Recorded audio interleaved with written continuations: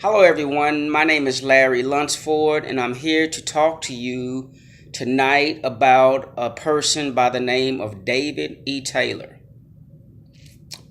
He goes by the title of Apostle David E. Taylor, Prophet David E. Taylor, Evangelist David E. Taylor, Pastor David E. Taylor, and Teacher David E. Taylor.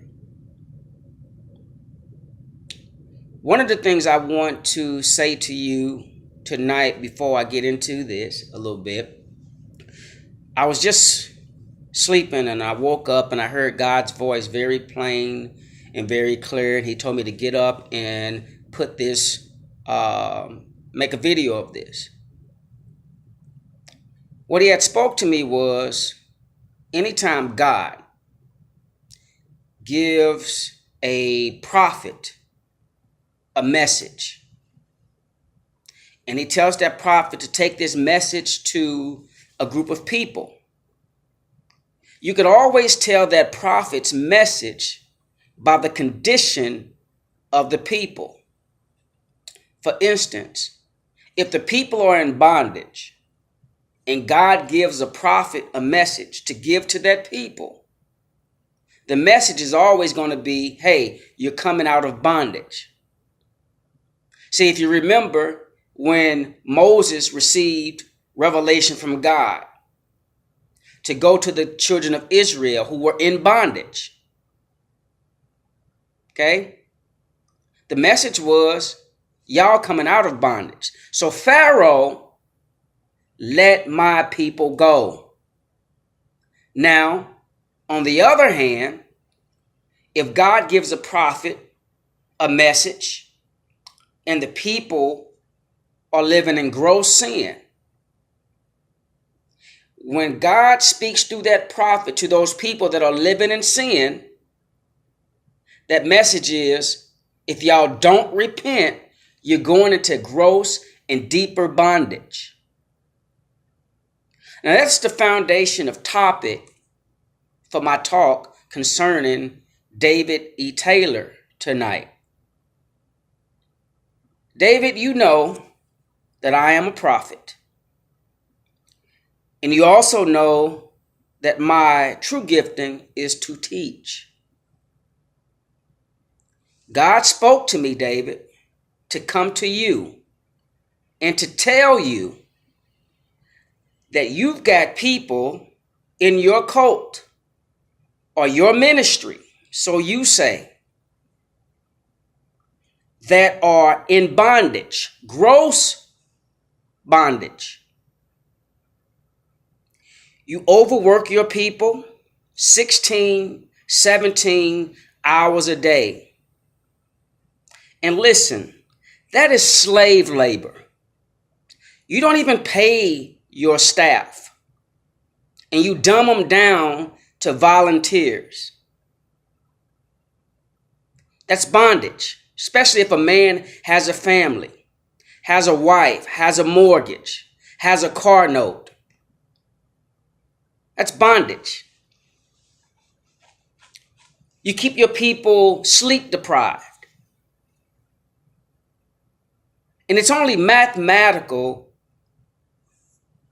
that somebody is going to die in your ministry because you keep them sleep deprived.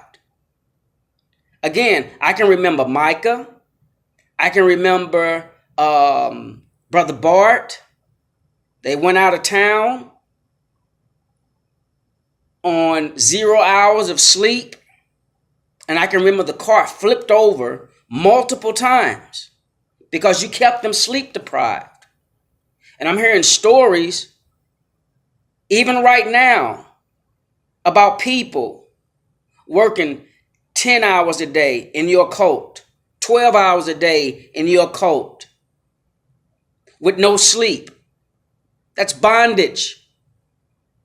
And I'm hearing the stories of how many people car has failed, or they've fallen asleep behind the wheel, etc. Again, it's only mathematical that somebody's going to die. because of your negligence. You've got a bunch of yes men around you. That's bondage. These people can't even have their own thought line without you calling them rebellious.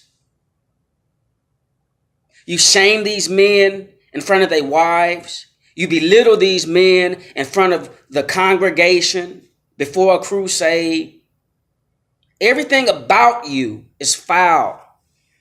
Everything about you keeps another person or a group of people in bondage. But God sent the prophet David to prophesy to you, to say, let those people go. And then there's a group of people in your circle, the yes men, who believes David Taylor can't do any wrong.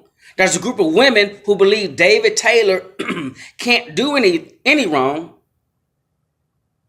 That means that you are in gross sin because you put the perceived man of God before the true and living God, which makes David an idol. An idol is anything or any person that is worshiped, and an idolater is a person that worships that thing or that person. So let me reiterate. Anytime God sends a prophet to a group of people or a person and they're in bondage, the message is always going to be, hey, y'all coming out of bondage into a level of freedom. Pharaoh, let my people go. David, let God's people go. You got people in your cult who've got books on the inside of them ready to explode. You've got leaders with that spirit of leadership on the inside of them just bubbling out and ready to be unleashed to the world. You've got people in your cult that's supposed to be on TV, that's supposed to be on radio, that's supposed to be on the street corner preaching, that's supposed to be feeding the homeless, that's supposed to be having homeless shelters and so forth. But you got your foot on their neck. That's bondage. But I'm here to tell you, anytime you keep your foot on somebody's neck, you can't move further either until you take your foot off that person or those people's neck. David, let them go.